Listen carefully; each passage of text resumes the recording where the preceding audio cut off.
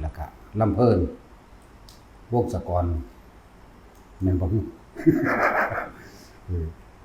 เสียงร้องเพลงก็คือเป็ดนี่ล่ะ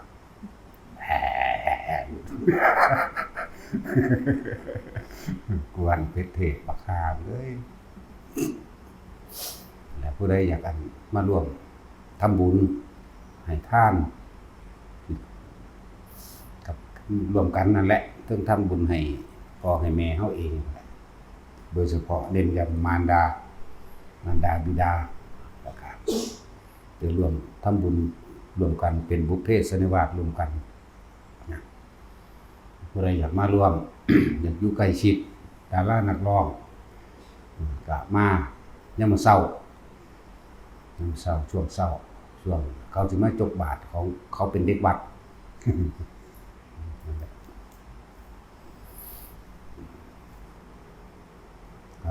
เขาก็มาแตะเก่าของเขาประจำของเขาอยู่แล้วก็หลายปีแล้วแหละมันก็มาเรื่อยๆของมันอยู่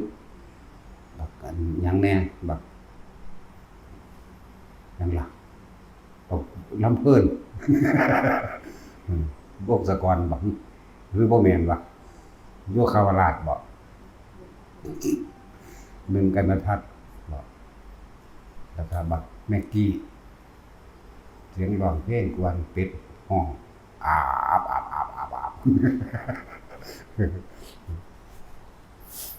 แต่ว่านั่นแหละคนพวกนี้เด็กน้อยพวกนี้มันเป็นถึงมันสิมีอาชีพเป็นนักร้องนักแสดงแต่ว่าเงินรายได้ของเขาก็เอาออกมาสร้างสรรค์ประโยชน์อันเป็นสาธารณกุศลเด้ควรสนับสนุนนะส่วนผู้บ่มีสาธารณกุศลจะไปเบิ่งแม่บ่มีประโยชน์หยังเพราะท่านนี่ถือว่าเป็นคนดีคนดีก็คือคนที่สร้างประโยชน์ที่เป็นสาธารณกุศลใดโดยบ่หวังสิ่งใดตอบแทนคือคนดีบ่จำเป็นต้องเรียนจบสูงบ่จำเป็นต้องเป็นใดอันใดทั้งสิ้นก็ได้จังว่าแต่ละคนอย่าอวดอย่าอ้างว่าตัวเองเป็นคนมีความรู้เรียนสูงจบปริญญาตรีโทเอกหรือมีตำแหน่งเป็นด็อกเตอร์อย่าอวดอย่าอ้างนั่นบ่เป็นเครื่องรับประกันคุณธรรมบ่แม่นเครื่องรับประกันความดีของเจ้าของเองบ่อาจสามารถป้องกันนรกได้อาชีพทั้งหลายเหล่านั้นแต่ว่าถ้าเฮานำอาชีพหรือความรายได้อันก่อเกิดจากอาชีพมาสร้างสาธารณกุศลอันเป็นประโยชน์ต่อคนหมู่มากตัวนี้สิเป็นเครื่องปกป้องหรือนำพาเฮาไปเองส่วนมากมันก็เป็นแค่อาชีพคืออาชีพนักร้องนักแสดงจังซี่แต่ว่านำรายได้ที่ตัวเองหาได้นะจะมาสร้างสาธารณกุศลเป็นประโยชน์ต่อทุกๆคนบ่แม่นหากินเฉพาะตัวเองนั่นแหละ ตอนนี้คนที่จบปริญญาตรีโทเอกก็จะอวดจะอ้างว่าตัวของเป็นคนมีความรู้เด้ความรู้ทางโลกมันบ่ได้ป้องกันนรกได้เด้อีกอย่างนึงก็ว่าถ้าว่ามีความรู้สิได้ความรู้ที่เรียนมาสิได้ความรู้ที่ตัวเองมีสร้างประโยชน์ต่อสาธารณกุศลได้สิได้เฮ็ดให้ไผพ้นทุกข์ได้บ่ตัวนี้ต่างหากตอนนี้ตำแหน่งยศถาบรรดาศักดิ์และหน้าที่ต่างๆนั่นมันเป็นแค่อาชีพเลี้ยงชีพเฉยๆเด้บ่ว่าอาชีพครูรับราชการครู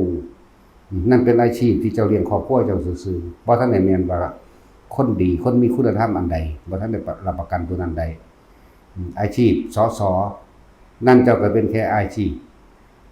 บ่ได้ว่าเจ้าเป็นคนดีนะเจ้าสิเป็นอาชีพตำรวจนั่นก็แค่อาชีพเลี้ยงครอบครัวเจ้าซื่อๆบ่ทันได้ถือว่าเป็นคนดีบ่มีเครื่องรับประกันว่าเจ้านั้นสิไปสวรรค์สิไปพรหมโลกสิไปนิพพานอีหยังเจ้าสิมีอาชีพได้รัฐมนตรีก็ตามนายกก็ตาม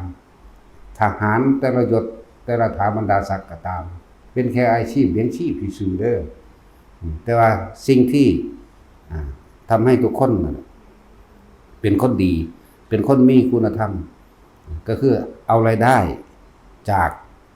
อาชีพนั้นๆมาสร้างสาธารณกุศลอันเป็นประโยชน์โดยธรรม มีตั้งหากจึงจะเป็นเครื่องปกป้องอันนั้นตัวเองได้นอกนั้นเฮาอื่นว่าเห็นแก่ตัวทั้งหมดซึ่งบัดนี้คนที่บ่จำเป็นต้องเรียนจบสูงบ่มีอาชีพหยังที่เป็นชาวนาแต่ว่าเขาสามารถสร้างสิ่งที่มันเป็นสาธารณกุศลอันเป็นประโยชน์โดยเป็นหนทางแห่งธรรมเป็นหนทางแห่งให้หมู่สัตว์ได้พึ่งพาอาศัยคนนั่นแหละสัตว์ก็เลยได้พึ่งพาอาศัยเป็นที่พักพิงของผู้ตกทุกข์ได้ยากบ่ว่าสิเป็นทางกายบ่ว่าสิเป็นทางใจ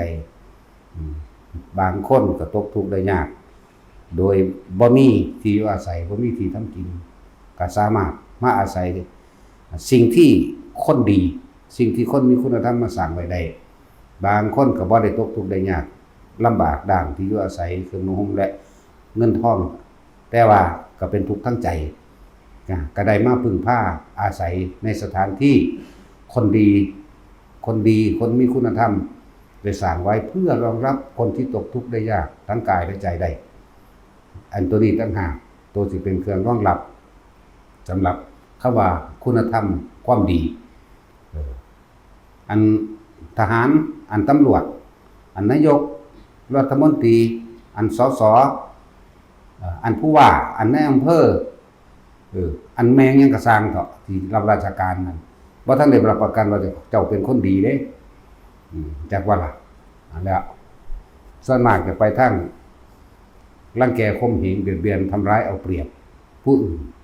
อย่างกับผู้อื่นไม่ใช่คนเลวกว่าสัตว์แบบนี้จริงเป็นอย่างที่ว่าจริงนั่นแหละแต่ของเอง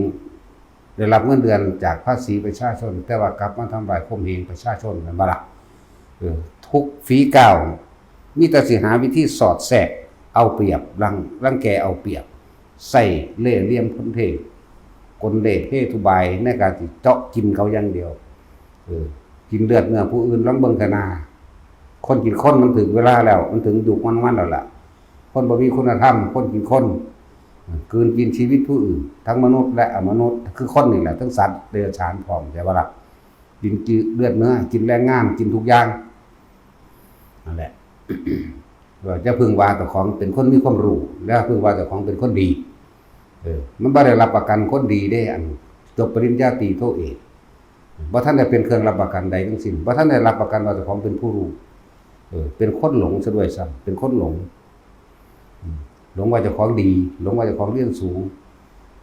บางคนก็ถึงขั้นดูถูกทำร้ายมารดาบิดาเด้สารเลวทั้งนั้นบ่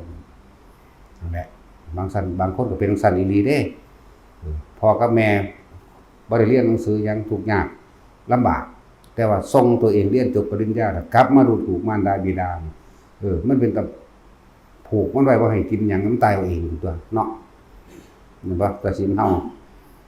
กฎของกูมีอยู่ว่าเวรย่อมระงับด้วยการฆ่าเจ้ากรรมในายเวรหรือแม่นกฎของกรรมแต่ว่ากฎของกูนั่นแหละ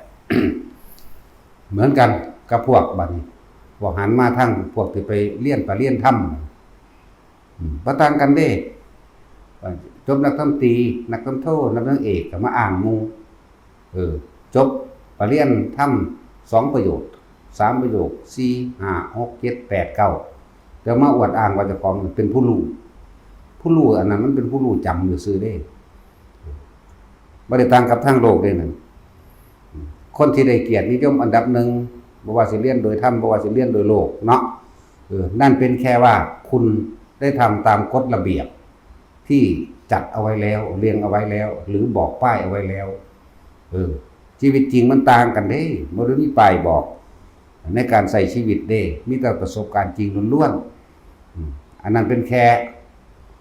คือมันมีป้ายบอกทางว่าถ้าคุณทำได้80นี่คุณอาจจะได้4ได้70คุณอาจจะได้3แม่นบ่แค่ว่าทำตามกฎระเบียบทำตามคือสามารถจดจำได้ท่องจำได้ 100% เอา A ไปเอา C ไปแม่นบ่ท่องจำได้เท่านี้นี่เอาตามเกณฑ์มันซื่อๆอย่ามารับประกันในคุณธรรมความดีของบ่ทันได้เป็นคุณธรรมเด้คุณธรรมต้องสร้างประโยชน์ให้ผู้อื่น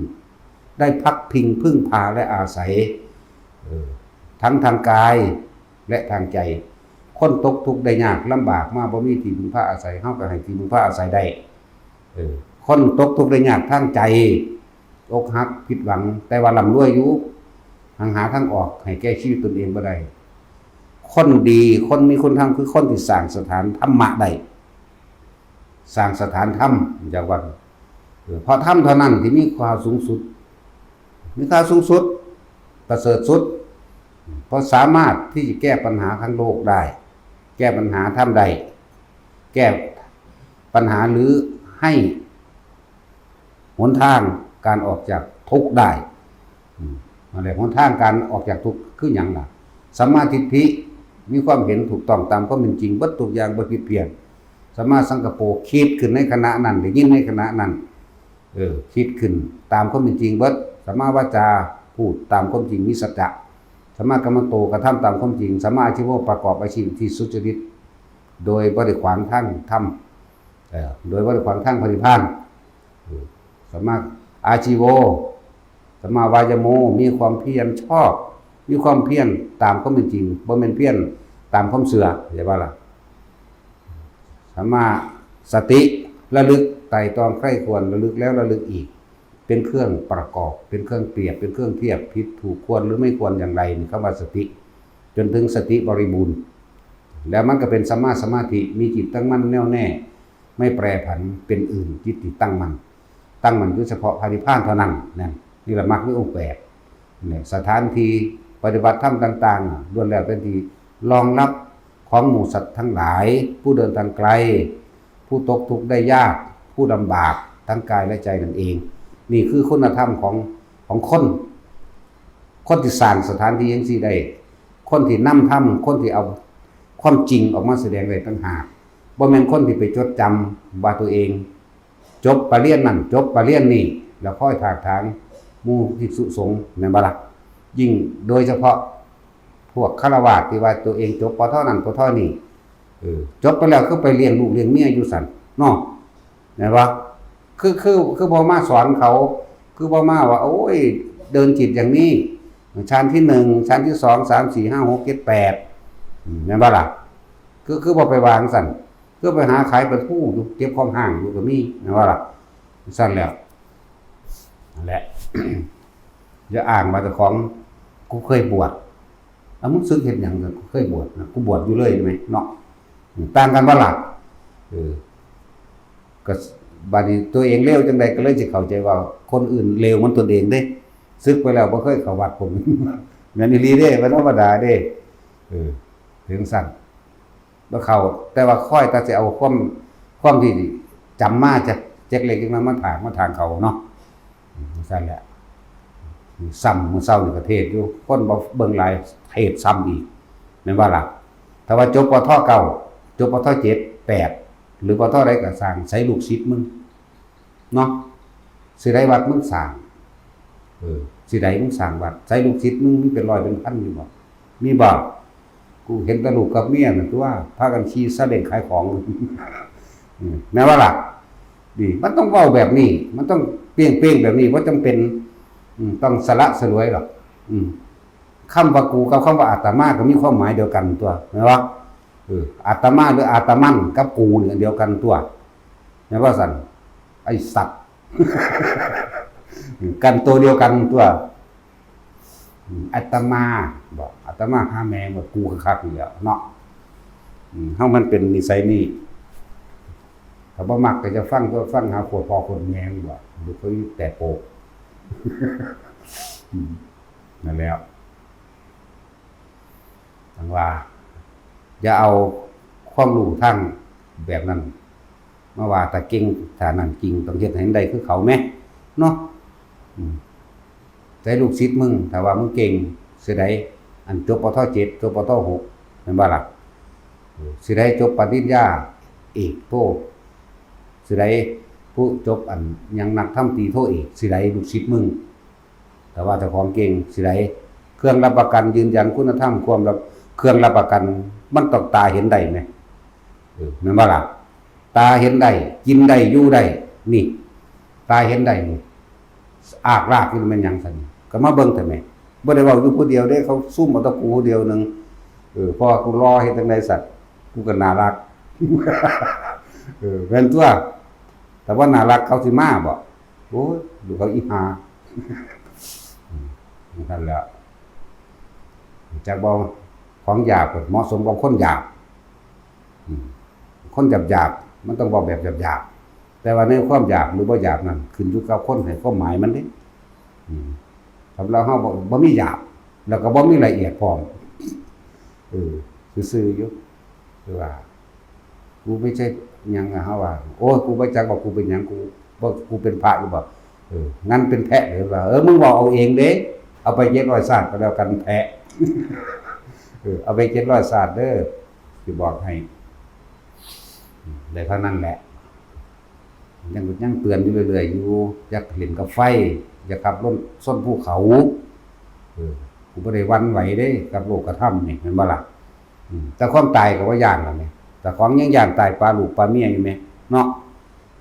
กูบ่ได้ย่านเด้กูมันหลายลูกกูหลาย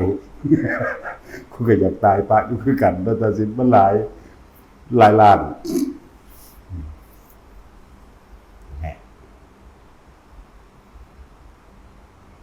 ความรู้ปท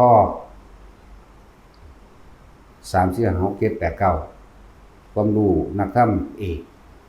สิได้เครื่องรับประกันตัวเองฉะนั้นจะคุยจะอวดไหมถ้าเฮาเว้านี่ก็ว่าเฮาอวดติผมบ่ได้อวดเด้ผมบอกความจริงมาเบิ่งค่ะแม่เป็นหมื่นเป็นแสนเป็นล้านได้ล่ะบ่ได้เว้าแค่นี้เด้มันมีอยู่แค่นี้เด้อันนี้แค่2-300มึงได้อยู่นี่ก็เลยเนาะเท่านั้นแหละสิได้ลูกศิษย์ผู้เป็นพระมึงสิได้ลูกศิษย์ฆราวาสมึงอุบาสกอุบาสิกามึงอยู่ไสแม่นบ่ล่ะอยากสอนก็เลยคิกสี่ก็นะโอ้ยสอนซะสอนเจ้าของนั่นมึงคิกอยู่แล้วมึงจะมาสอนกูคิกนี่แปลว่าถีบจังแล้วมึงเห็นจักอีกลูกถีบสกายคิกบ่นั่นว่าซั่นจึงบอกให้น้อมเข้าไปหาเจ้าของก็ทำอยู่กับในฐานะตนเองตัวเดี๋ยวท่านแม่มึงซึกไปหยังซั่นเนาะแต่ว่าเรียนจบปทเท่าใดมันว่าปท6ว่ะกูฮอด9ภาษา6เนาะถ้ามึง9กูก็10เอาอันใดมันน่าเชื่อกว่ากันเอาแม่นบ่ล่ะอันใดเป็นตาเชื่อเอามึงไปเว้าเรื่องนิพพานแบบนั้นแบบนี้นะฌานอย่างนั้นฌานอย่างนี้เอาไปเว้าแม่กับกูเว้ามันต่างกันบ่ล่ะของเขามันตาเห็นได้นี่เห็นบ่ตาเห็นได้อยู่นี่ตาเห็นได้อยู่บ่ได้ไปรับจ้างกับไผสูยังไปหารับจ้างสูยังเป็นทาสเงินสูยังเป็นทาสเมียสูยังเป็นทาสต่างๆนานาแม่นบ่ล่ะกูได้เป็นทาสหยังเด้แต่สิเอิ้นทาสกูเป็นทาสธรรมเท่านั้นเด้เพราะหยังรับใช้ธรรมส่งต่อธรรมทาสก็บ่แม่นทาสแบบทุกๆบ่แม่นหวังสิ่งใดตอบแทนเด้มันคนละเรื่องกันเด้แม่นบ่ล่ะคนละอย่างเด้อเมื่อเฮาเข้าถึงธรรมปฏิบัติธรรมเป็นประจักษ์พยานกับพระศาสดาแล้วเฮาก็รับใช้ธรรมครับแล้วก็ส่งต่อธรรมครับนำความจริงอันนี้ให้แก่หมู่สัตว์โลกทั้งหลายได้เป็นที่พักพิงหรือเป็นที่พึ่งพาทางใจจักว่าล่ะนั่นแหละก็ถ้าพึ่งพาทางใจทางกายก็ได้นี่แล้วบางคนก็อกหักคือวางลมละลายมากคนเป็นเบิดบุญอยากว่าล่ะเบิดทุกอย่างเลยบ่มีหยังแม้ภาวนาก็ยังภาวนาบ่ได้พอคนเป็นเบิดบุญบ่ธรรมดาเด้ก็พอได้เขาพึ่งพาอาศัยอยู่ซ้ำตายเผาถิ่มนั่นแหละว่าเฮาสร้างสถานที่เพื่อเป็นที่รองรับผู้เดินทางไกลถ้าเขาฟังเขาเข้าใจเขานำไปฝึกหัดปฏิบัติดีแล้วการเดินทางก็บ่ไกลได้บัดคนที่ได้สัมมาทิฏฐิเป็นต้นหนทางของพระนิพพานบ่ไกลกันเลยบัดสังสารวัฏกับพระนิพพานมีอยู่ด้วยกันเป็นของที่ไม่ไกลพลิกความคิดนิดเดียวแต่คนที่เข้าใจดีแล้วนะ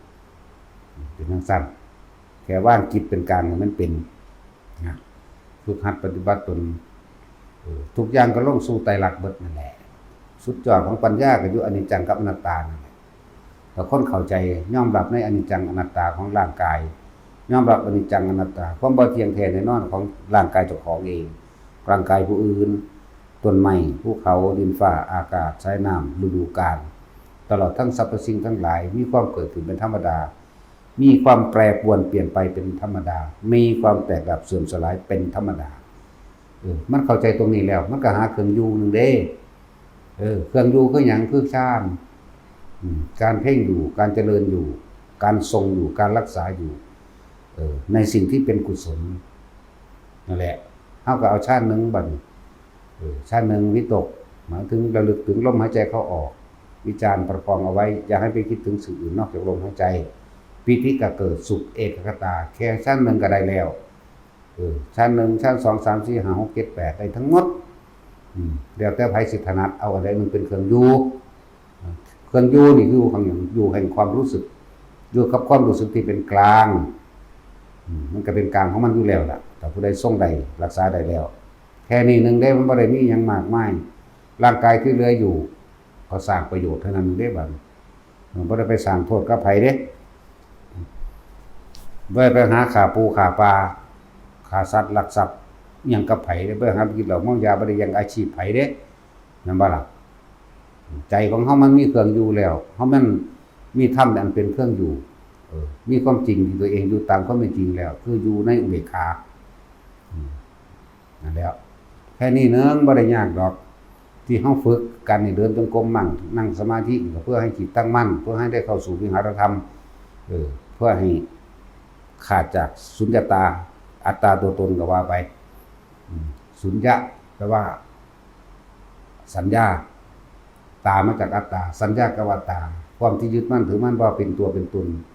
ความที่ยึดมั่นถือมั่นว่านี่คือเราเข้าใจว่าคำว่าสุญญตามาจากคำว่าสัญญากับอัตตาบวกกันถ้าผู้ใดเข้าถึงไปแล้วคำว่าสุญญตาขาดจากความเป็นตัวเป็นตนแล้วไม่มีสิ่งใดให้กำหนัดอีกไม่มีสิ่งใดให้ปรารถนาอีกเมื่อมันเข้าใจดีแล้วมันลงละเอียดลึกซึ้งดีแล้วในอนิจจังอนัตตาทุกข์มันก็เกิดบ่ได้เพียงแต่ว่าต้องมาแค่หาเครื่องอยู่อันเป็นวิหารธรรมในสมัยหนึ่งสมัยนี้ของพระพุทธเจ้าเขามีการแสดงปฏิโมกข์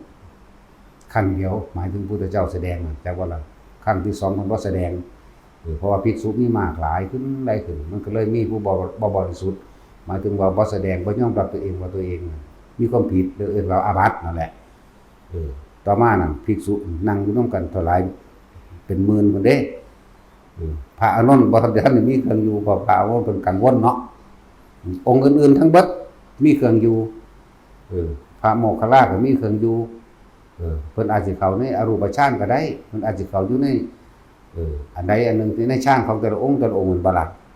สุญญตาวิโมกข์ก็มีเข้าอยู่กับความว่างแช่อยู่จังซั่นบางองค์ก็อยู่ในฌานหนึ่งบางองค์อยู่ใน2 3มั่ง4มั่งแต่ว่าภิกษุองค์หนึ่งเพิ่นบ่ยอมรับตัวเองเพิ่นบ่แสดงความบริสุทธิ์ใจว่าล่ะพระอานนท์ก็วนก็วายใจโอ้ยตั้งแต่เช้าล่ะเที่ยงแล้วพระเจ้าข้าถามบอกพุทธเจ้าก็บ่แสดงจักเทื่อ6 โมงแล้วเด้อพระเจ้าข้าก็บ่แสดงจนว่าที่สุดแล้วฮอด6 ทุ่มเป็นเวลาอันควรแล้วพระภิกษุแต่ละองค์เพิ่นก็อยู่ในฌานของเพิ่นเนาะ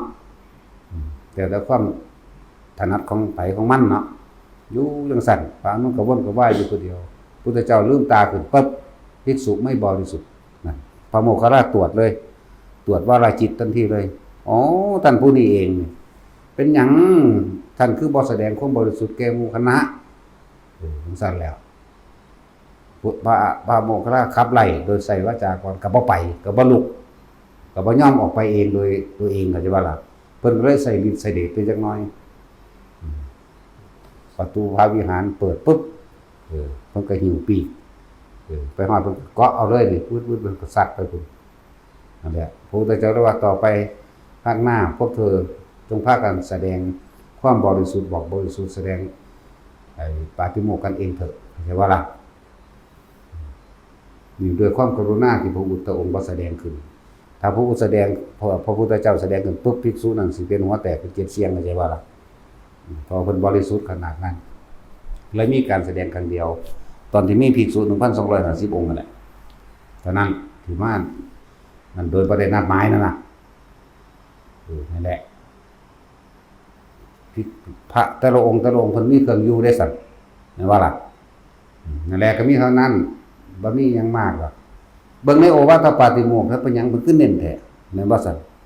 วิจารณังอุปสมาอัจฉตังสัมปสาทนังเจตโสนี่เจตโส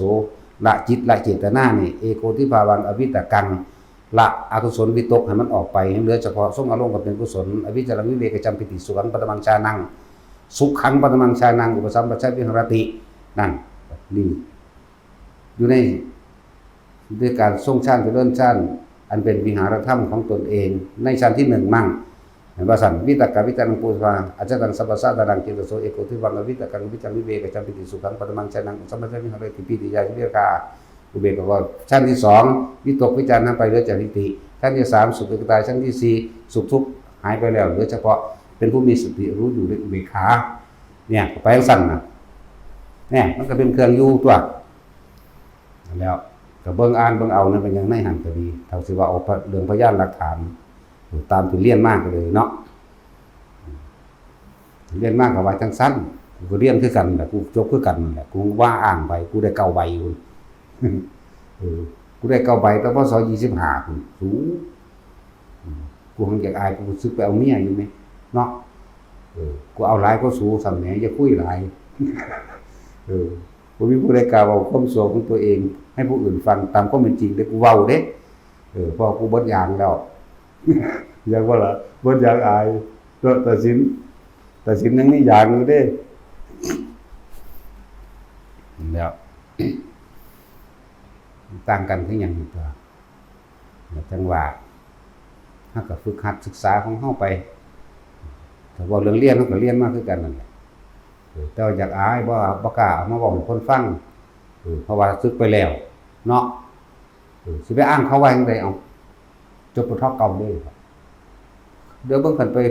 เป็นทาสเงินอยู่เดี๋ยวมันก็ไปเป็นทาสสิ่งนั้นสิ่งนี้อยู่แม่เนาะมันเป็นตะอวดอ้างบ่ทั้งฮักขับซาเล้งขายของเก่าอยู่มั้ยเนาะขายปลาทูอยู่มั้ยสิอ้างเฮ็ดหยังมันอยู่จังซั่นนั่นแล้วอันนี้กูอ้างได้เด้บัดนี้เนาะอ้างได้ตัวนี่สร้างเอาเองเด้นี่เงินรัฐบาลรัฐแบนสลึงนึงก็บ่มีเด้กระทรวงนั้นกระทรวงนี้สิมาซอยก็บ่มีเด้แม่นบ่ล่ะบ่มีเลยสร้างวัดนี่สร้างขึ้นมาโดยศรัทธากับบุคคลผู้มีศรัทธาบุคคลผู้ปฏิบัติฝึกหัดทำเด้แต่ว่าล่ะ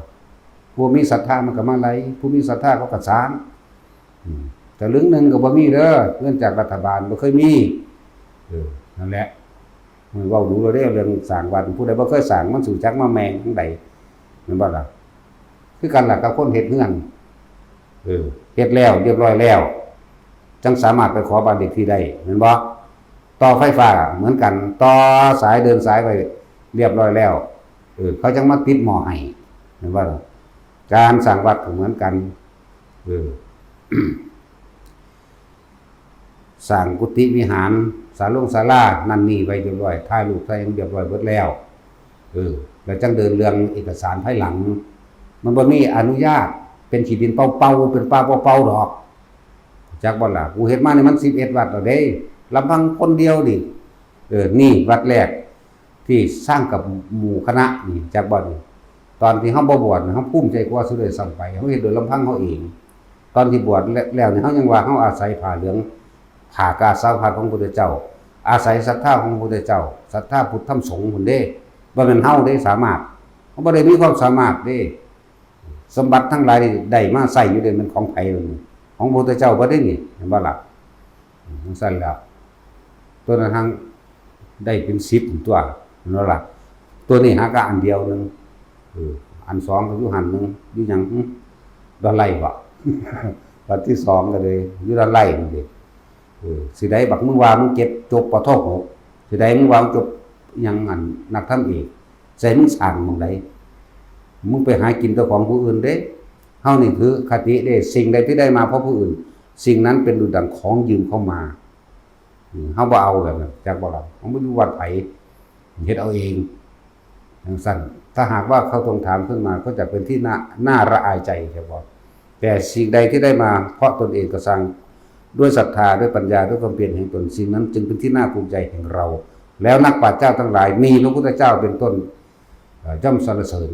ตัวนี้ได้ตัวเฮาต้องการเฮาบ่ต้องการที่ไปอยู่วัดผู้อื่นเนาะเจอเราเองก็ได้ตัวมีมืออยู่มั้ย แล้วจำไว้อันพวกมันอยากมามาสอนเฮามันอยากมาแสดงนั่นแม่นบ่ล่ะแล้วจังซั่นแหละมันอ้างว่าเพิ่นเป็นเณรบวชอยู่วัดนั้นวัดนี้เพิ่นจบมาตั้งแต่สมัยเป็นเณรมันเคยเป็นเณรสอนพระว่าซั่นตอนนี้มึงสอนเมียมึงซะ แม่นบ่ล่ะจังซั่นตัวแต่จากหัวมันขำเด้โอ้จังสิก็อยากมาอวดเขาแม่นบ่มีอยู่ 2-3 คนนั่นแหละมึงสิเว้าเรื่องนิพพานล่ะมึงไผสิเชื่อมึงเนาะจังนั้นกูก็ด่าลูกเขาอีห่าอีกดึกด่าไปแล้วก็บ่มีจักมือมันอยากไว้ไปก็ปากเลยไว้ก็ปากเลยเนาะนั่นแหละจำไว้เด้อไผก็ดีจบปริญญาเอกเป็นด็อกเตอร์ดอกหมาวอด็อกเตอร์ไปว่าหมาวอมันเตอร์หรือปริญญาเอกคือซื่อหรือโทหรือหยังบ่ได้เป็นเครื่องรับประกันว่าเจ้าเป็นคนที่มีความรู้เด้บ่ได้เป็นเครื่องรับประกันคุณงามความดีของเจ้าเองบ่แม่นเครื่องรับประกันคุณธรรมบ่แม่นเครื่องรับประกันความประเสริฐจบปทเก่าหรือจบนักธรรมเอกก็บ่แม่นเครื่องรับประกันว่าเจ้าเป็นผู้ประเสริฐบ่แม่นเครื่องรับประกันคุณธรรมด้วยภาษาเรียนจบนั่นว่าเครื่องรับประกันคุณธรรมหยังสามารถเป็นที่พึ่งอาศัยให้หมู่สรรพสัตว์ทั้งหลายได้สามารถที่จะแนะนำและทำเป็นตัวอย่างและแนะนำบุคคลผู้อื่นให้รู้ตามเห็นตามได้ด้วยเป็นสร้างที่พักพิงให้กับผู้คนก็ได้ได้นอนอาศัยเป็นที่รับนอนได้อยู่เป็นที่อาศัยได้อยู่กินเป็นมีน้ำอาบมีอาหารกินเจ็บป่วยได้ป่วยก็ดูแลรักษาได้มีเครื่องอำนวยความสะดวกเอาไปส่งโรงพยาบาลก็ได้เห็นบ่ล่ะมีเครื่องนุ่งห่มให้เป็นที่พึ่งอาศัยทั้งภายนอกและภายในภายในก็มีธรรมอยู่มีความจริงเอาความจริงออกมาแสดงปางๆอยู่เด้ๆก็ยังว่ากูบ่ได้ไปอ่านโอ้ยถ้าจะว่าอ่านใส่กันก็เปิดหนังสืออ่านไปเลยอย่างหยังว่าหนังสือเฮาก็มีอยู่มั้ยบ่ได้เอาเขาอ่านให้ผู้ใดฟังเด้เอาประสบการณ์มาแล้วก็ยกในพุทธสุภาษิตบางชิ้นบางอันหรือนำธรรมบทมากล่าวเป็นเครื่องประกอบซื่อๆเด้เฮาก็เป็นผู้หนึงอยู่ในหั่นแหละ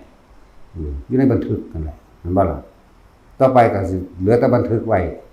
กับภาพถ่ายติดบนข้างฝาเนาะเมื่อถึงการเวลาก็เสื่อมสลายไป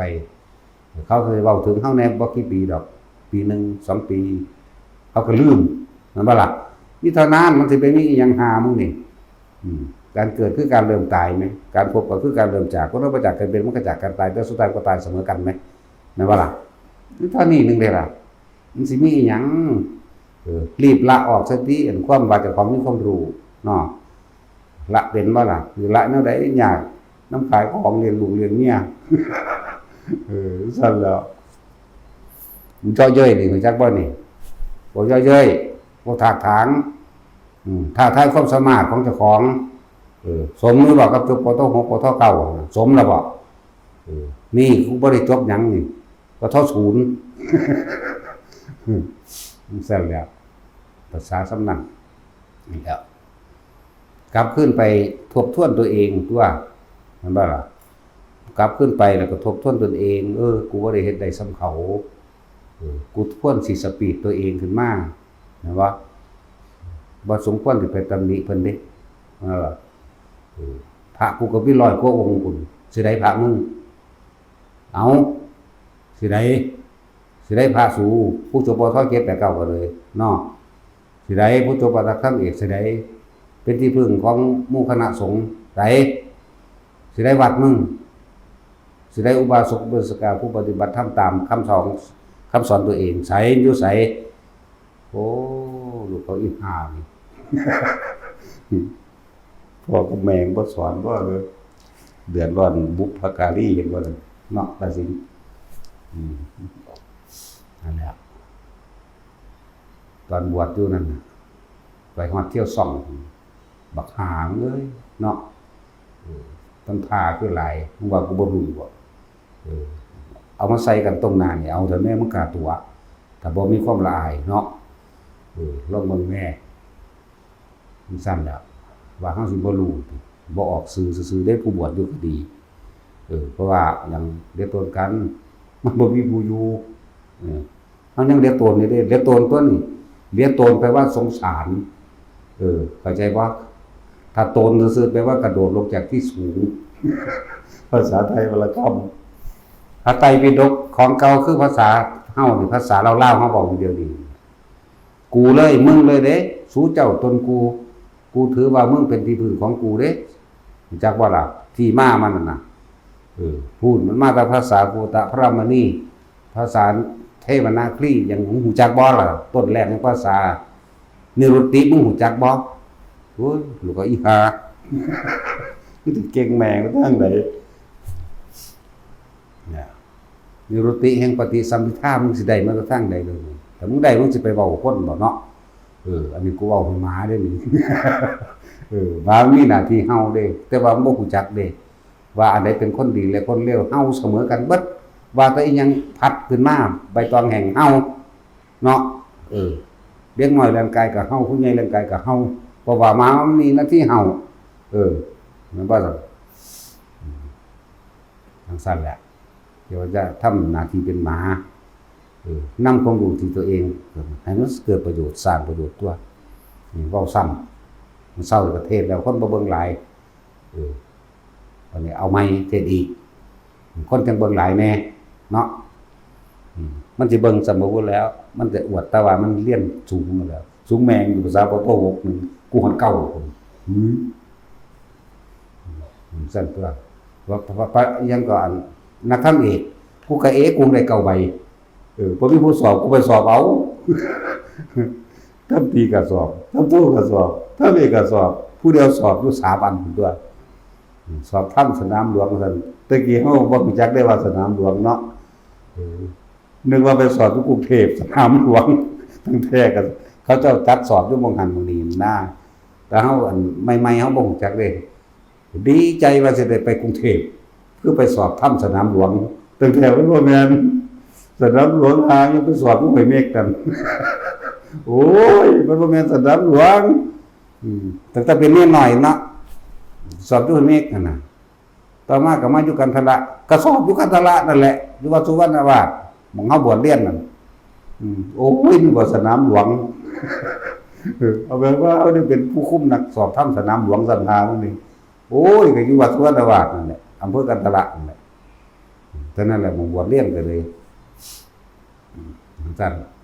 ดีใจว่าสิได้เป็นสนามได้ไปกรุงเทพก็สอบต้นสนามหลวงเลยเตรียมตัวยังดีตื่นเต้นก็ยังอยากไปแห้งตั้งแต่สอบอยู่อำเภอห้วยเมฆโอ้ยแต่จากหัวยังตัวเดี๋ยวแล้วหลายอย่างก็ดับธรรมะแท้ๆก็คือประสบการณ์จริงชีวิตจริงของเฮานี่ยังมีความโลภอยู่บ่ยังอยากได้นั่นอยากได้นี่อยู่บ่ถ้าอยากได้อยู่นั่นก็ทุกข์อยากได้มากก็ทุกข์มากอยากได้น้อยก็ทุกข์มากเข้าใจว่าล่ะอยากได้น้อยก็ทุกข์มากอยากได้มากก็ทุกข์มากเพราะคนอยากได้น้อยสิเป็นเสื้อเป็นไฟเผาใหม่ต่อไปอีกเพราะว่าถ้ามันบ่ได้เด้อยากได้น้อยก็ยังบ่ได้ก็ไหม้หัวใจเจ้าของเองทำร้ายผู้อื่นอีกทำร้ายเจ้าของเองแหละสุดท้ายมากนั่นแหละธรรมะของแท้มันอยู่นี่จะวางอารมณ์ได้หรือยังจะสิเรียนจบหรือว่าจบใส่กระสางแต่ละอารมณ์ใดคือจบบนโลกใช่ป่ะล่ะเนื้อถ้ำเนื้อสิ่งทั้งปวงเลยบัดอารมณ์ความยินดีพอใจตัวเดียวนั่นแหละอาสวะแปลว่าหยัง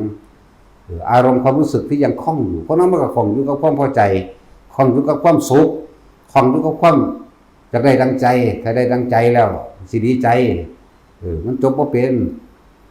แล้วละอารมณ์นั่นแหละจะไปมีอีหยังอาสวะก็เลยสิ่งที่ยังคล่องอยู่อันใดก็สร้างแต่คล่องอยู่เกิดคือเก่าแหละ คนที่มีคุณธรรมความดีประเสริฐสูงสุดคือคนที่เขาจะสร้างประโยชน์เด้อบ่แม่นคนที่เรียนจบปริญญาเอกปริญญาเอกปริญญาโทปริญญาตรีบ่แม่นคนที่จบปทเก่าบ่แม่นคนที่จบแค่อันนั้นมันเป็นแค่สมมุติของโลกที่เอาเข้ามาซื่อๆจะเป็นบ้าหลายสิได้คุณธรรมความดีที่สร้างคนผู้อื่นได้ประโยชน์นำในการจบนักธรรมเอกสิได้จบปทเก่าสิได้อยู่ไสเครื่องรับประกันสูบ่มีอยู่แต่ในห้องอยู่ในเรือนหาเงินเลี้ยงลูกเลี้ยงเมียเลี้ยงผัวอยู่ซื่อๆว่าแปลบาลีได้อย่างนั้นน่ะสิได้อันแปลได้แล้วผู้ใดพ้นทุกข์นำนั่นว่าซั่นสิได้เฮ็ดให้บ่ได้เป็นที่พักพิงพาอาศัยได้สมัยตะกี้เพิ่นมีอยู่บ่ล่ะนั่นว่าซั่นแล้วพระพุทธเจ้าก็บ่ได้ไปเรียนบาลีจังไดเด้โมกขลาภาษาหรือว่าอาจารย์ของท่านเจ้าปาปัญญามหานามาสจีหมู่นี้พระอานนท์หมู่นี้เพิ่นไปเรียนอยู่บาลีอยู่เพิ่นจำนักธรรมใดล่ะหรือเห็นบ่สั่นตัวไปจดธรรมของแท้ของจริงเกิดจากประสบการณ์เพิ่นเว้าสู่กันฟังเมื่อมีการเว้าสู่กันฟังก็จดจำไว้เมื่อจดจำไว้ก็มีการบันทึกมานานแล้วแหละคนที่เขียนบันทึกในคำสอนพระเจ้าผู้แรกคือพระเจ้าพิมพิสารพระเจ้าพิมพิสารเขียนโพธิปักขิยธรรม37อย่าง37หมวด37อาการให้กับผู้เป็นสหายเสี่ยวกันวันเกิดเสี่ยวนั่นบรรณาการต่างๆเอานั่นเอานี่มาให้แต่ว่าตัวเพิ่นเองสิ่งใดเนาะประเสริฐสูงสุดก็เลยได้นึกถึงธรรมพระพุทธเจ้าพอเพิ่นโสดาบันแล้วเพิ่นเข้าใจดีแล้วเพิ่นก็เลยเขียนด้วยฝีมือแห่งพระหัตถ์พระองค์เองเขียนโพธิปักขิยธรรม17อย่างสติปัฏฐาน4สัมมาสัมพุทธอิทธิบาท4อินทรีย์5พละ5โพธิเจ็ดมรรค8แล้วก็อธิบายแต่ละข้อแล้วก็ลงที่อานาปานสติลงมาตรงนี้อย่างสั้นแล้วก็เขียนใส่แผ่นทองเด้แผ่นทองบักใหญ่แล้วก็แบบฮอดมือเกิดให้พวกทหารเสนามาต่างๆส่งบรรณาการอันนี้ขึ้นไปเป็นของขวัญวันเกิดกษัตริย์องค์นั้นที่เป็นเสี่ยวกันเห็นปาฏิหาริย์ที่มันเกิดในแผ่นทองที่เอาขึ้นไว้ทั้งสูงๆจักว่าล่ะเขียนแล้วก็ใส่ผ้าตั้งไว้สูงๆแต่ว่าในแผ่นนั้นเกิดปาฏิหาริย์แสงสว่างเกิดขึ้นว่าเสี่ยวบ่เคยเห็นมันเป็นที่น่าอัศจรรย์เผลอตัวย่างลงไปในน้ำเพียงข้อนึงตัวเพื่อสิไปรับของขวัญที่หมู่ที่เสี่ยวเพิ่นพาสหายส่งมาให้บ่ล่ะนั่นแล้วถ้าว่าจดมันตะคุณพวกนักวิชาการทั้งหลายหยังเขาว่าถ้าสิบ่มีภาษาบ่ทันได้เขียนตัวอักษรมีแล้วเป็นจังสิบ่มีแต่ว่ามีแล้วนั่นแหละสาเกิดว่างมันต้องทางกำหนดว่ามีหรือบ่มีหลายเนาะกรุงเกิดตะโดนตัวโดนเนาะตัดสินก็เกิดตะโดนคือกันเก่าพวกนี้พวกผู้เฒ่าเก่าทำไดเก่านั่นแหละโดนอะไรก็โดนนั่นแหละถ้าท่านเพิ่นแล้วก็โอ้ยปูนเหมือนกันโอ้แต่ว่าจังซั่นน่ะบึ้งเอ้ยแต่ว่าปูนพุ่นน่ะโอ้ยตายแล้วกูบาดนี้200 กิโลมีแล้วมีภาษาแล้วว่าซั่นเขาสิแต่งขับเสภาเอาของบางอย่างพระพุทธเจ้าก็ให้แต่งขับเสภาไปโต้ตอบกันเด้ในบทในกลอนคันธประสาทใช่ว่าล่ะในร้องรำทำเพลงจังซั่นตัวแต่ว่ามีการแต่งพระโมคคัลลาภาษาลิบุตรเพิ่นไปเบิ่งเขาเล่นละครบาดเขารำเขาร้องขึ้นดีใจซุมื้อตะเกาก่อนนั่นน่ะเขาเล่นบทโศกก็ให้นำเขาบทตลกก็ตลกหัวไปนำเขาแต่ว่ามื้อนั้นเป็นหยังก็บ่เป็นแน่เขาก็ท่องมาคือกันเขาก็มีอักษรใส่แล้วตะกี้ยังสิบ่มีบ่ซั่นสิสืบพยานหลักฐานบ่ซั่นเขาเจ้าสิสร้างแกะสลักตามหินไว้บ่ว่าล่ะโอ้ยจักแม่นก็ไผดอกของผู้หนึ่งมันจ่อหนังสือเกี่ยวกับประวัติศาสตร์ธรรมะประวัติศาสตร์อย่างต่างๆเฮาค้นเอาคือหยังนี่เด้เฮาย้านเฮาผิดบัดนี้เขาซ้ำผิดนักวิชาการใหม่ๆนี่มาแก้ไขยังบักหลายอะไรอย่างเลยเสือบ่ได้นั่นแหละ สิว่าบ่มีภาษาสิบ่มีจังได๋หากก็มีพศ500ซั่นหากินหัวมึงบ่แม่นมีก่อนผู้เจ้าเกิดพุ่นเออที่เปรียบเทียบอันนึงปิภริมานพกับภัตตกาปิราณีอยู่คนละเมืองเห็นบ่แม่คุ้มให้เอาเมียพระกัสสปะนี่แหละเดี๋ยวสิบ่เข้าใจอีกแต่ว่าปิภริกันแม่คุ้มให้เอาเมียบ่อยากเอาเฮงได้ก็บ่อยากเอาแม่ทั้งผู้สาวภัตตกาปิราณีกันก็แม่ก็คุ้มเอาผัวคือกันเฮ็ดไว้ก็บ่เอานึงก็ดีแต่พระกัสสปะนี่เพิ่นเกิดความรำคาญเลยจ้างสร้างมาแกะสลักทองแกะออกมาแล้วสวยงามดุจวรรณเต็มอักษรเพราะว่าล่ะถ้ามีแบบนี้จังสิเอาว่าซั่นมันเสือกมีอีหลีติแล้วก็เป็นพระสำคนแกะออกมาแล้วเป็นสำคนสำทองคำสำคัญเลยกับคนนั่นแหละเอาแต่มีผู้หญิงแบบนี้ลูกจึงจะแต่งงานนำว่าซั่นมันก็ให้พวกคนใส่ทาสทั้งหลายนั่นแหละแห่ไปเมืองกันแห่ไปเมืองนี้หาจังได๋ก็บ่เห็นไปเห็นมาอันพวกที่แสวงหากับพวกพราหมณ์พวกคนใส่เขานั่นแหละมื้อนึงเมื่อยท้อแล้วอยากว่าล่ะเมื่อยท้อสิพากันกลับแล้วเด้นั่นเลยพากันเอาไปจอดไว้ณที่ซ่านน้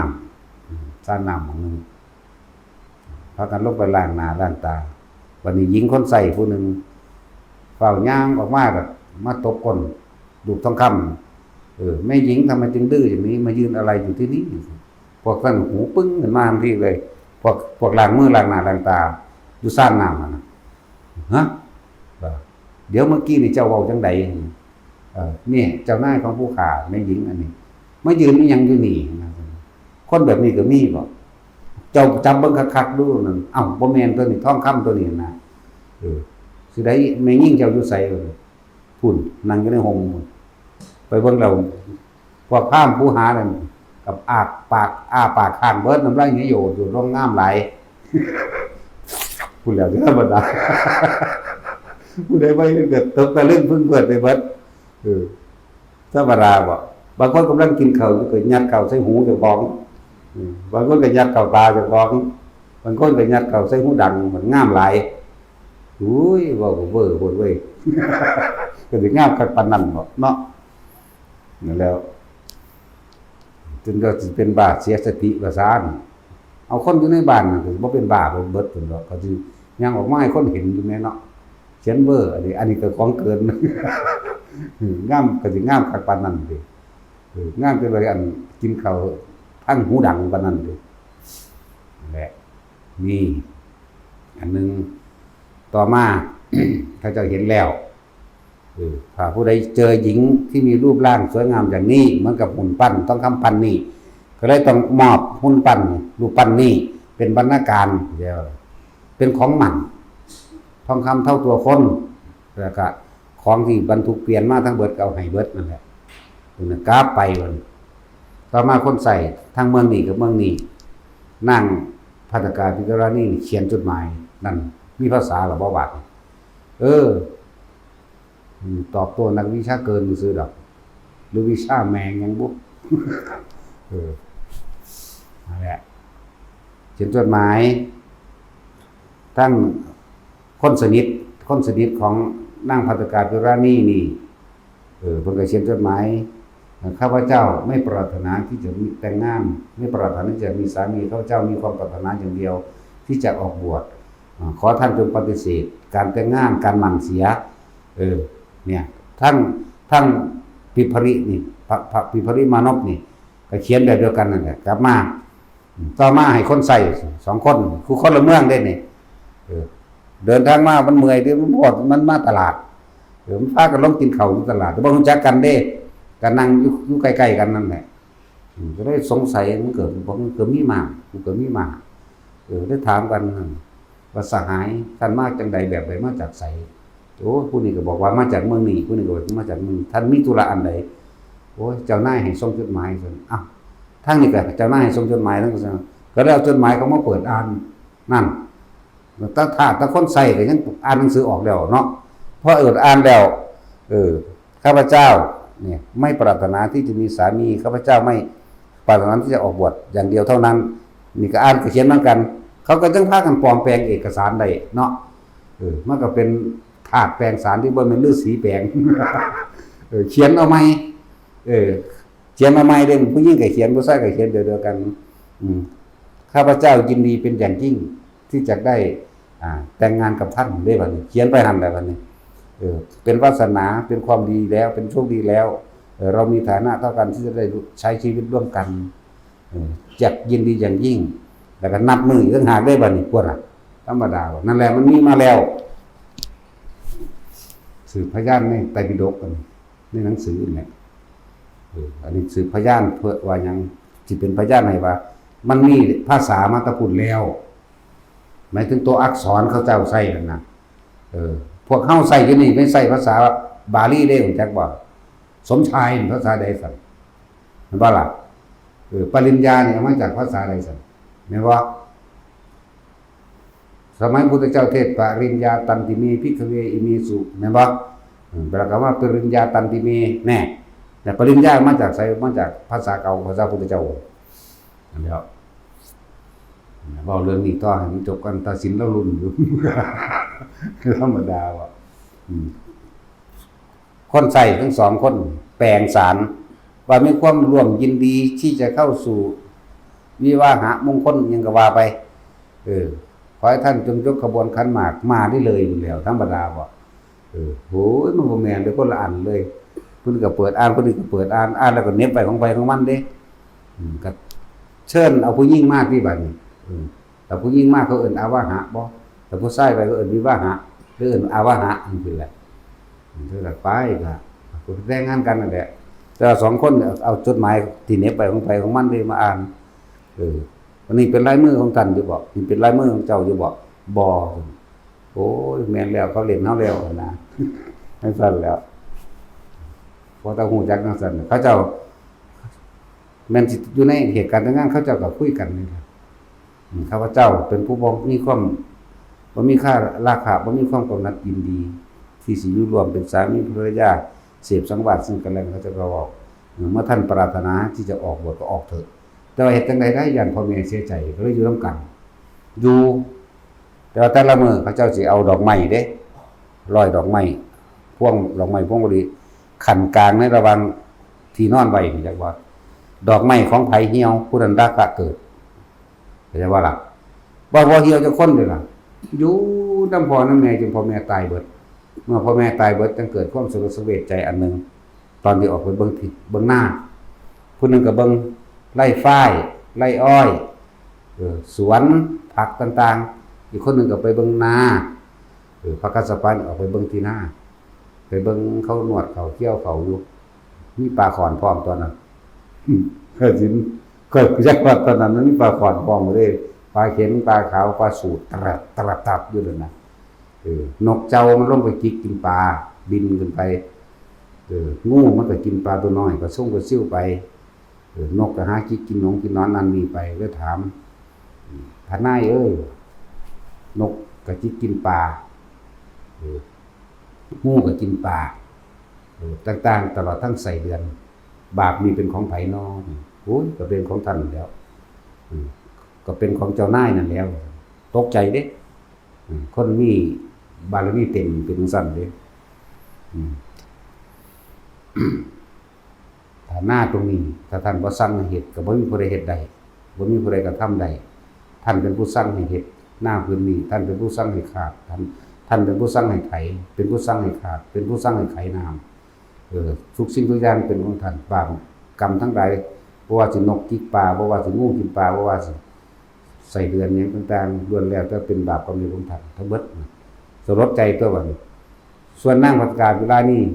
ก็ไปเหมือนกันไปเบิ่งไร่ฝ้ายไร่หยังเห็นนกมันจิกกินหนอนจะกินหนอนตามดอกฝ้ายตามพืชผักต่างๆนั่นแหละจิกใส่เดือนตามหนานผักนั่นมีมั่งเนาะก็ถามว่าแม่หญิงเพิ่นถามคนใส่เพิ่นบ่ม่วนเด้บ่คือเฮาบาปกรรมตกแก่ผู้ใดเนาะนกก็กินหนอนมั่งกินใส่เดือนอยู่ในสวนเฮามั่งตกเป็นของเจ้านางนั่นแล้วตกใจเหมือนกัน เกิดความสลดสังเวชเลยกลับมาก็มาคุยกันตัวตั้งแต่ตลอดมาบ่เคยแตะกันเลยเด้บ่เคยแตะกันบ่คือตาสินกูฟาดแบงตั้งแต่วันแต่งโดนตาสินฝนตกดินสักแซะตาสินได้นี่บ่เป็นตาสินข้ามทางไปแล้ว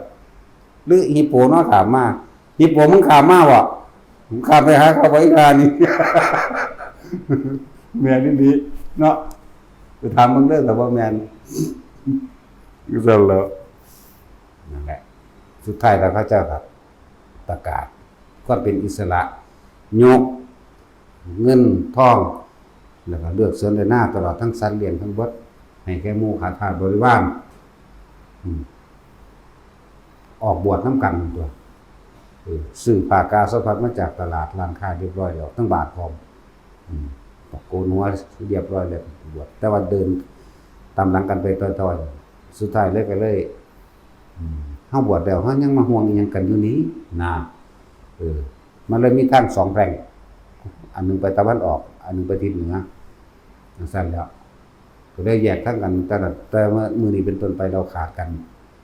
ขาดบ่แม่นขาดธรรมดาเราขอขาดกันตลอดอนันตกาลเด้ส่วนพระกัสสปะพุทธเจ้ารออยู่แล้วเดินไปอีกในระยะหนึ่งก็เห็นสัพพะรังสีเกิดขึ้นก็ไปฟังธรรมก็บรรลุไปส่วนนั่งนี่ด้วยบาปกรรมอันนึงมีอยู่ไปตกกับสู่หมู่เดรัจฉีไปบวชอยู่นำบ่เดรัจฉีบ่แห้งแต่ว่าช่วงนั้นก็ยังว่าคณะเรียกว่าหมู่คณะภิกษุณีบ่ทันเกิดขึ้นเพิ่นก็เลยต้องรอจุงสันซะก่อนเหมือนกับว่ากรรมอสุรกรรมมันบังไว้บ่ให้ไปโดยตรงว่านางประชาบดีโคตมีนางพิมพาบ่ทันมาบวชนั่นน่ะต้องรอพวกนี้เหมือนกันและพูดถึงว่าก็เป็นอิสระมันก็เกิดขึ้นทั้งสองพระองค์ก็จะกับบรรลุเบิดยังแต่พวกเฮานี่แหละจักยังได้สิทะลุเนาะก็สิจะต้องทะลุออกให้ได้เด้จักว่าเจ้าต้องทะลุหมดโลกออกให้ได้บ่ได้แต่เจ้ายังงูเหี่ยวอยู่เจ้าไปบ่ได้จะต้องทะลุหมดโลกออกให้ได้ใช่บ่ล่ะสั่นแล้วก็สั่นก็เฮ็ดตังนิ่งกิ้งเฮ็ดดังขึ้นใส่อย่างขาบ่เกินกันพักไว้แรกนั่นแล้วพูดถึงว่าอักษรมันเกิดมาแต่ยามใดมันก็เกิดก่อนของพระพุทธเจ้าของมันมีมาแต่โดนแต่นานนั่นน่ะภาษาพราหมณ์มีก็อยู่เขาเจ้าใส่กันนะเทวนาครีพราหมณ์มีตัวแต่จังมาเป็นภาษามคธตามเมืองมันซื่อดอกเมืองมคธแล้วบาลีบาเลอยังก็ภาษามันก็มีมาแต่พุ่นก็ได้ใส่ภาษานี้มาเลยจนเดี๋ยวนี้สั่นตัวมีมาตั้งนานแล้วเด้อพวกนักวิชาการจะไปกำหนดว่าบ่มีภาษาเขาเจ้าก็สลักไว้ตามก้อนหินเขาเจ้าก็สลักไว้ตามสิ่งต่างๆใช่มั้ยบ่ล่ะแม้กระทั่งที่รองรับพระบรมสารีริกธาตุพระเจ้าเพราะว่าสิเป็นทองเพราะว่าสิเป็นยกเพราะว่าสิเป็นกองไม้เป็นสั้นเขาเจ้าก็สลักไว้นี่เป็นพระบรมสารีริกธาตุของเจ้าชายสิทธัตถะหรือพระโคตมะเขาเจ้าก็สลักไว้แม้นว่าสักก็ต้องพศ1ตัวตะกี้บ่ได้มีพศ3ตัวที่เฮานับ1โดยพศพุทธศักราชหมายถึงพุทธเจ้าตายเลยเป็นพศมาตะกี้บ่มีมีแต่เดือนแบบเก่าๆเป็นแบบโบราณตะกี้นะลักษณะนั้นนี่ก็แก้ข้อสงสัยกับพวกเขาว่าตั้งพศแบบใดพศนั้นพระพุทธเจ้าตายปุ๊บลงก็ตั้งพศ1เกี่ยวกับเรื่องอักขระภาษาในเนรุกติศาสตร์กำเนิดแห่งภาษามันมีมานานแล้วเกิดอยู่เมืองใดมันก็มีมาก่อนนั้นอีกใส่มานานแล้วปุ่นมีมาแต่สมัยพระเจ้ากักุสันโธตัวมันก็สืบมาเรื่อยแหละจนเราตาเดือนนี้พุ่นบอกไปซี่พระเจ้าพุ่นได้นี่บ่ได้เว้าได้ซ้ำพศ500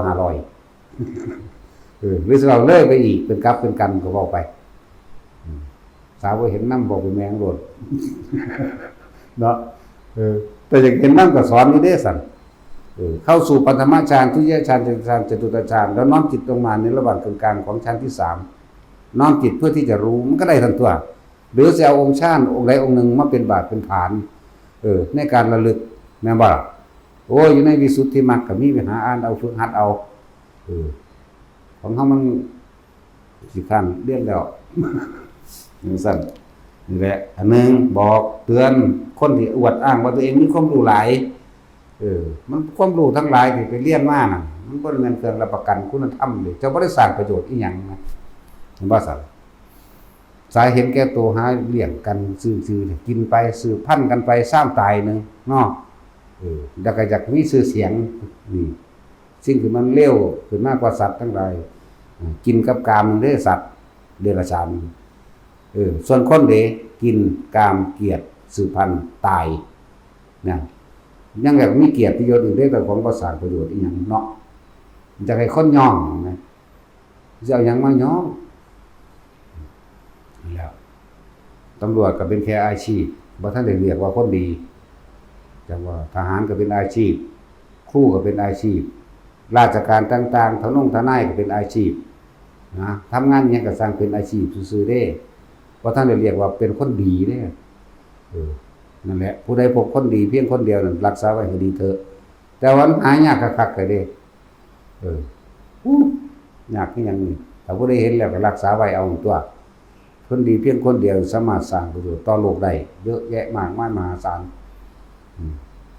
คือจังเฮาหลวงปู่บัวนี่เนาะหลวงปู่บัวอยู่พ่อใหญ่บัวบ้านตาด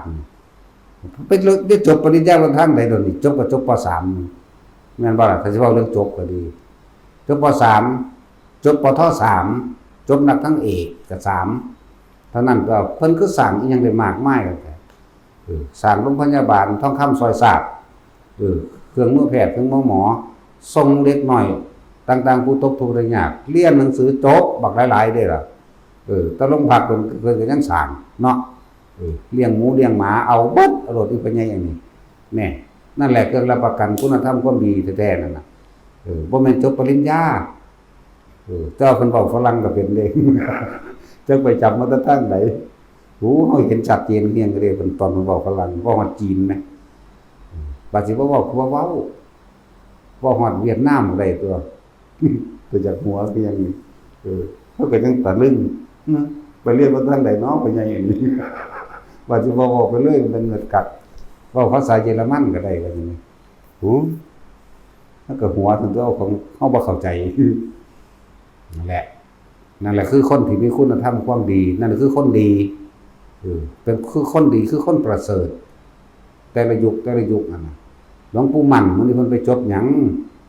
เพิ่นคือสร้างบุคลากรอันเป็นบุคลากรผู้ประเสริฐได้หลายองค์แท้แม่นบ่ล่ะเพิ่นไปจบไสเด้อบ่ได้จบปริญญาทางใดบ่ได้จบมาทางใดเด้อล่ะจังซั่นแล้วเพิ่นคือสร้างบุคลากรอันเป็นมีตั้งแต่บุคคลชั้นเลิศนั่นแหละลูกศิษย์ลูกหาเพิ่นน่ะพระอรหันต์บักหลายเนาะพูนตั้งแต่หลวงปู่สิงห์คันติยาคโมมาหลวงปู่พระมหาหลวงปู่ดีชันโนโอ้ยหลวงปู่ใดอีกล่ะหลายโพดหลวงปู่พุทธมื้อนี้รุ่นน้อยๆสำตัวมื้อนี้นั่นแหละไล่ก็บ่ถูกมันหลายเด้หลวงปู่วันหลวงปู่สิงห์ทองหลวงปู่เรียนวรวโพหลวงปู่เทศหลวงปู่100กว่าองค์เด้นั่นแหละหลวงปู่บัวเฮายังเป็นรุ่นน้อยๆนึงเด้นี่สุดท้ายสำเร็จนี่เด้อุปถากอุปถัมภ์พ่อใหญ่อีพ่อปู่มันน่ะ 7-8 ปีนึงเด้อันผู้อื่นเด้ที่อยู่นำกันมารุ่นแรกก็คือหลวงปู่สิงห์หลวงปู่กินนรีหลวงปู่ชอบหลวงปู่แหวนหลวงปู่ตื้อรุ่นกลางๆนึงเด้นี่บ่ทันได้มาแรกเด้นี่หลวงปู่หยังจันดายังก็หลวงปู่จันดาบ่บุตรดารุ่นใหญ่ๆพุ่นน่ะรุ่นแรกๆมันก็รุ่นพุ่นแหละเพิ่นคือคุณภาพเพิ่นสร้างคนเด้บางใดเพิ่นไปอยู่ก็เกิดวัดตามเบิดเพิ่นบ่ได้สร้างสำวัดแต่เกิดวัดตามเบิดแบบอีพ่อใหญ่บัวทั้งสร้างคนทั้งสร้างวัด100กว่าวัดหรือเป็นพันพุ่นพุว่าถ้าเฮารู้นี่ก็100กว่าวัดอีพ่อใหญ่บัวสร้างโรงเรียนสร้างโรงพยาบาล นั่นแหละความเครื่องรับประกันคุณธรรมความดีของคนบ่แม่นใบปริญญาบ่แม่นใบนักธรรมซ้ำแน่อีกจักหน่อยนั่นแหละให้มันเศร้าอ่างแน่ภาษาจบปท6ยินบ่ภาษาแต่ว่าภาษากูต้องสูงกว่าแม่ถ้าสิเว้าเรื่องใบกระดาษแม่นบ่ถ้าเว้าเรื่องนักธรรมสู้ได้จักใบแม่นบ่ล่ะมึงได้3ใบแม่นบ่ที่ตัวเอกแม่นบ่กูได้9ใบกูต้องสูงกว่ากูได้หลายกว่าก็ไปเผาหัวเจ้าของซื่อๆแหละมีประโยชน์อีหยังบ่หั่นนั่นแหละจำไว้พวกอยากอ้างกระแหนเสียดแท่งนั่นนี่ว่าเจ้าของเก่งหาแม่มึงบ่มึงยังบ่ทันได้ออกจากหมดลูกอยู่อะไรได้อยากสอนเขาสอนหาลูกศิษย์เอาเองนั่นแหละว่าจะเอากูเป็นลูกศิษย์กูบ่เป็นเด้กูมีอาจารย์อยู่นั่นล่ะกลับขึ้นไปพิจารณาตัวเองแบบนี้ถ้ามึงได้ฟังหรือว่าล่ะส่วนหลังบ่ฟังแมงแบบย่างๆนี่นิดๆหน่อยๆมันก็เอาไปว่าตัวที่ว่าแล้วว่ากูบ่เงินดอกกูให้กูยั่วมึงให้มึงว่าอะไรกูท้าทายกันเนาะแล้วคนที่จบปริญญาใดก็ตามปทเก้าก็ตามปริญญาเอกหรือด็อกเตอร์ก็ตามไม่ทำให้ใครพ้นทุกข์ได้นะว่าล่ะหมอมันก็บ่พาเจ้าของได้ดอกเนาะหมอมันคือบ่หาแนวมารักษาไว้รักษาความแก่ความเจ็บและความตายซั่นหมอก็ดีนักวิทยาศาสตร์เพิ่นเก่งหาแหมงมาทั้งใดมึงคือบ่สร้างเครื่องป้องกันตายสร้างเครื่องป้องกันแก่สร้างเครื่องป้องกันอมตะเนาะเอานักวิทยาศาสตร์ก็ดีมึงสร้างแมงจะระเบิดจรวดนิวเคลียร์กันสร้างแต่แนวขาคนโอ้ยพวกเลวก็สัตว์มันสั้นแล้วตำรวจก็คือบ่จับความแก่ไว้ตำรวจก็เลยเนาะนักกฎหมายมันก็คือบ่ออกกฎหมายว่าห้ามแก่ห้ามเจ็บห้ามป่วยห้ามตายสสมันก็คือบ่หาเสียงโหวตคะแนนเสียงไม่ให้คนตายเนาะว่าให้แมงเบิดนั่นแหละสิมีหยังเดินภาษาเกิดมาหากินซ้ำตายนักกฎหมายก็เป็นแค่อาชีพเลี้ยงลูกเลี้ยงเมียเจ้าของซื้อใครก็ดีตำรวจก็อาชีพเลี้ยงลูกเลี้ยงเมียทหารก็อาชีพเด้อสิบอกให้เด้อผมมีบ่ได้เสียสละเด้อผู้เสียสละจริงๆก็คือพระเท่านั้นแหละถ้าพระบ่เสียสละแล้วไผสิเสียเด้อเขาบ่ได้มีเงินเดือนเด้สร้างวัดสร้างว่าต่างๆเขาก็บ่ได้เอาเงินโครงการไผเด้เขาบ่ได้มีทุนเด้ทุนของเขามีแต่ตัวกับหัวใจที่สาระแล้วอันยิ่งใหญ่อีกแล้วเบิ่งตัวอย่างพระพุทธเจ้านั่นเพิ่นถิ่มเมืองออกมาแล้วนั่นมือเปล่าบ่ได้บาทบ่ได้ไปเอาทองคำบ่ได้ไปเอาเงินอยู่กรุงกบิลพัสมาบาทนึงสลึงนึงก็บ่ได้เอามาเด้ล่ะบ่มีจักอัดบ่มีจักหาปณะเด้ล่ะบุคคลผู้มีศรัทธาผู้สร้างวัดผู้แรกคือไผจักว่าล่ะพระเจ้าพิมพิสารเด้สร้างวัดสวนไผ่นั่นป่าไผ่เวรุแปลว่าไผ่เวรุวันน่ะผู้ที่2คือไผบัดนี้คนบ่จนอนาถปิณกเศรษฐีจักว่าล่ะวัดที่3ไผสร้างอีกนางวิสาขาเห็นบ่บ่จักก็แม่นนั่นแหละก็มีใหญ่นั่นแหละแล้วจังแพร่กระจายไปเรื่อยๆเขาเจ้าออกมาโดยลำพังผู้เดียวเขาเจ้าจักว่าพุทธเจ้ามาลำพังพระองค์เองบ่ได้ไปเอาทุนทั้งใดมาสร้างมึงหันเดิมคือเดียวนี้ล่ะบ่ได้ไปเบิกเงินข้างหลวงไผได้ล่ะเขาเจ้าศรัทธาเองเขาเจ้าก็สร้างเองแม่นบ่นั่นแหละบัดนี้หมู่ภิกษุนักบวชทั้งหลายพากันฝึกหัดปฏิบัติตนเองบ่จำเป็นต้องไปไล่เลี่ยผู้ใดมาสร้างดอกฝึกตนเองดีแล้วสร้างตัวเองดีแล้วตัวเองเนี่ยเป็นผู้ตั้งมั่นดีแล้วในสมาธิในธรรมในปัญญาจักว่าล่ะเขาจะมีศรัทธาเขาจะนำมาสร้างเองดอกบ่จำเป็นต้องหยังดอกแล้วก็บ่หาแต่ไปเรียนอีหยังสูงดอกอ่านได้เขียนได้แล้วก็เอาละเนาะบ่หาแต่แล่นไปเรียนดอกไม่บอกตรงๆเด้อ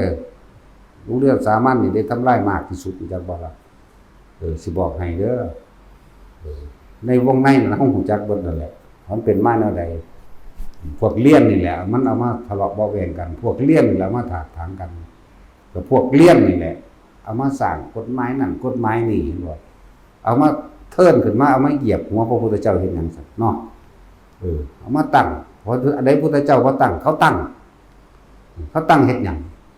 แล้วถ้าเรื่องของพระมหากษัตริย์เพิ่นแต่งตั้งเพราะว่าความเคารพนับถือแต่ละองค์ตั้งแล้วเพิ่นก็บ่หลงเด้อล่ะแม่นบ่ซั่นแต่ว่าพวกแลนเป็นบ้าแลนหาสื่อยศถาบรรดาศักดิ์และตำแหน่งเทระเทเลอหยังทั้งหลายแหล่นี่อันใดพุทธเจ้าบ่ตั้งอย่าไปตั้งนะแล้วเฮาจึงเอาตามของเก่าเด้เฮาบ่เอาด้วยของใหม่ของเก่านี่มันก็ปกป้องคุ้มครองเฮาแบบบ่ทะลุไปแล้วนะถ้าเฮ็ดผิดกฎหมายโลกก็จับไปตีถ้ามันเลยล่ะแม่เนาะตั้งแต่อันกฎหมายพระหรือว่าพระวินัยของพระนี่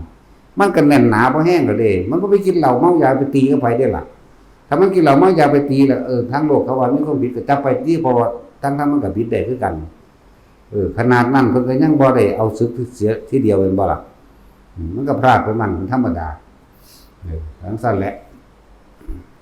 คนทางเลวคนนั้นก็คือบ่พาไปจับกันเนาะถ้าพระเว้าขึ้นก็ว่ากูเว้าบ่ม่วนโลดแนวมันม่วนกูก็เฮ็ดให้ได้ๆซั่นเพลงกูก็แต่งให้เต้นให้ฮ้อนให้ฟ้องให้ร่ำเนาะแต่พวกนี้มันบ่ค่อยแชร์เพลงกูซื่อๆมันไปแชร์แต่เพลงวัดอื่นนั่นน่ะจักเพลงผู้ใดแชร์บ่โลดกูบอกเพลงเจ้าของก็มีก็บ่แชร์มันบ่รู้จักหยังบ่เนาะโดยเฉพาะอีปามื้อนี่แหละอีหานี่อีใดอีกอีเตเสะเฒ่าใหญ่อีกอีแต้วอีประสาทตัวนี้เขาบอกว่าเฮาบ่มีน้ำมวลกูเฮ็ดเพลงให้เด้มวลเด้สัตว์คนความโลภก็มีกับกูนี่ละกูว่าแม่นคนดีกับกูนี่ละเวรกับระงับด้วยการฆ่าจะกรรมในเวรกับกูนี่ละแนวมวลก็มีแนวซึ้งก็มีความรักก็มีเนาะมันบ่มีแต่ความใคร่แต่ความรักมีมันบ่มีความใคร่เอาความรักนี่สร้างสาธารณธรรมเอาความรักนี่พากันไปนิพพานเด้บ่ได้อกหักผิดหวังแบบคิดถึงเหงาเศร้ารอเด้เนาะมีแต่ก่อให้เกิดสร้างสรรค์และกำลังใจเด้แต่เขาบ่เอาดอกอย่าไปเล่าให้ใครฟังนั่นน่ะกูบ่ได้แต่งอันนี้กูละนายอีหยังซึ่งมันอีหยังนั่นแหละเอากูในหน้าเวรจะระงับด้วยการฆ่าเจ้ากรรมในเวรนี่มึงว่ายินบ่สั่นแล้วปฏิบัติธรรมต้องสนุกสนานจังว่าเป็นผู้รู้เป็นผู้ตื่นเป็นผู้เบิกบานบ่แม่นปากบานผู้รู้ผู้ตื่นผู้เบิกบานมันก็ต้องมีความสุขต่อปฏิบัติธรรมนี่แม่นบ่ล่ะมีความสุขบ่แม่นแต่ปฏิบัติก็ทุกข์บ่ได้ไปให้น้ำไผแล้วจังซั่นก็ตื่นรู้เบิกบานนี่แม่นหยังให้งูอยู่จังซั่นบ่เอาละสมทาน